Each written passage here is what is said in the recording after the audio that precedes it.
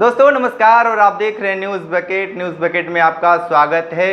घोसी चुनाव में घमासान लगातार बढ़ता जा रहा है और जिस तरीके से स्वामी प्रसाद मौर्य ने विवादित बयान दिया है हिंदुओं को लेकर, जिस तरीके से ये कहा जा रहा है कि वो हिंदुओं को लेकर एक खलल डाल दिया है और घोसी चुनाव में लगातार ये सुर्खियां बना हुआ है और बहुत सारे लोग हैं इसको लेकर नाराज हैं। हमारे साथ हैं हिंदू राष्ट्र शक्ति वाहिनी के अध्यक्ष हैं प्रदीप गुप्ता जी हैं और इनसे हम जान लेते हैं कि क्या उन्होंने ये सही कहा या गलत कहा, इसको लेकर क्या कहेंगे स्वामी प्रसाद मौर्य को। जय श्री राम।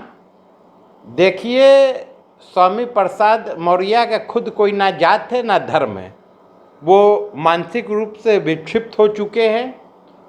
और जो उन्होंने जब बीजेपी में थे और मंत्री थे तब उनको ये सब मुद्दों पे बात करने का उनके पास टाइम नहीं था। उस समय तो वो मलाई काटने में व्यस्त थे और जब उनको लगा कि अब बीजेपी उनकी चोरी पकड़ रही है और अब वो ज़्यादा दिन तक बीजेपी में उनका टिकना मुश्किल है, तो फिर वो सपा में आ गए।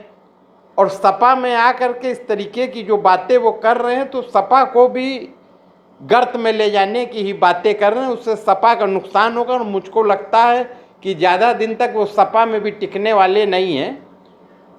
तो पहले भी राष्ट्रवादी हिंदू शक्ति वाहिनी ने सरकार से मांग की थी कि ऐसे विक्षिप्त व्यक्ति को, जो कि राजनीति में हाशिए पे आ जाने से विक्षिप्त हो चुका है, उसका मानसिक चिकित्सालय में इलाज कराना चाहिए। और बार बार राष्ट्रवादी हिंदू शक्ति वाहिनी मांग कर रही है कि ऐसे व्यक्ति का जो है मानसिक विक्षिप्तता का इलाज होना चाहिए। एक बात बताइए, जो ये बयान है घोसी चुनाव में बीजेपी को फायदा पहुंचाएगा या नुकसान? देखिए, किसको फायदा पहुंचेगा किसको नुकसान पहुंचेगा मैं इस दृष्टिकोण से नहीं बात कर रहा हूं, मगर मैं इतना जानता हूं कि हिंदू धर्म, सनातन धर्म को अगर कोई नुकसान पहुंचाने की कोशिश करेगा तो उसका स्वयं का नुकसान होगा, उसके दल का नुकसान होगा। इसके अलावा उसको फ़ायदा कहीं से होने वाला नहीं, चाहे वो घोसी चुनाव हो। मैं तो कह रहा हूँ पूरे सपा को नुकसान पहुँचेगा। इस तरीके की बात जो स्वामी प्रसाद मौर्य कर रहे हैं तो वो सपा को फ़ायदा नहीं पहुँचा रहे हैं, वो सपा को नुकसान कर रहे हैं। जो वो हिंदू धर्म का विरोध कर रहे हैं उससे वो नेता नहीं बन जाएंगे, वो गर्त में जा रहे हैं, गर्त में जा चुके हैं और दिनों दिन गर्त में जा रहे हैं। तो इसको क्या मानते हैं आप, पॉलिटिकल एजेंडा मान सकते हैं क्या? नहीं, इसको पॉलिटिकल एजेंडा कम और मानसिक दिवालिया और आपराधिक कृत्य ज़्यादा मानते।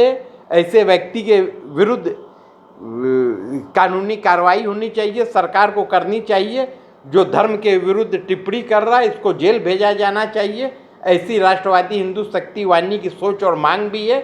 और इसका जेल भेजने के बाद मानसिक चिकित्सालय में एक बार इसका मानसिक चिकित्सीय परीक्षण भी होना चाहिए कि ये बार बार इस तरीके की बात कर रहा है तो सही में ये मानसिक रूप से अगर दिवालिया हो गया है, विक्षिप्त हो गया है, तो इसका इलाज होना चाहिए। क्योंकि हिंदू धर्म मानवीयता में भी बहुत विश्वास रखता है, तो एक मानवीयता के नाते मैं ये भी चाहता हूं कि इसका मानसिक इलाज जल्द से जल्द सरकार कराए। आप मानसिक इलाज की बात करते हैं, लेकिन सरकार क्यों नहीं इस पर संज्ञान ले रही है, कुछ कार्रवाई क्यों नहीं कर रही है? क्योंकि देश और प्रदेश में डबल इंजन की सरकार भी है और हिंदू समाज की जो बात कही जाती है, हिंदू राष्ट्र की बात कही जाने वाली भाजपा सरकार क्यों नहीं कुछ अपना नहीं।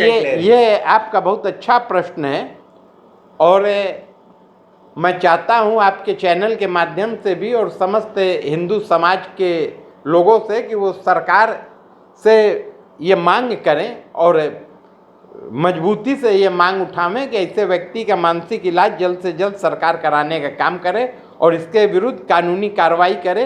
क्योंकि इस तरीके की बात ये कह करके कहीं ना कहीं से धार्मिक उन्माद फैलाने का काम कर रहा है। हिंदू धर्म पे बराबर टीका टिप्पणी करके जो ओछी हरकत कर रहा है, तो इसकी इस ओछी हरकत पे अगर लगाम नहीं लगेगा तो आने वाले समय में स्थिति हिंदू समाज के बीच भयावह हो सकती है। ठीक है, आप इस तरीके की बातें बता रहे हैं, लेकिन जिस तरीके से उन्होंने बहुत सारी बातें बुक से ही उठा कर कही हैं, कोई और बाहर से नहीं, तो इसको कहीं आप खंडन कैसे कर पाएंगे?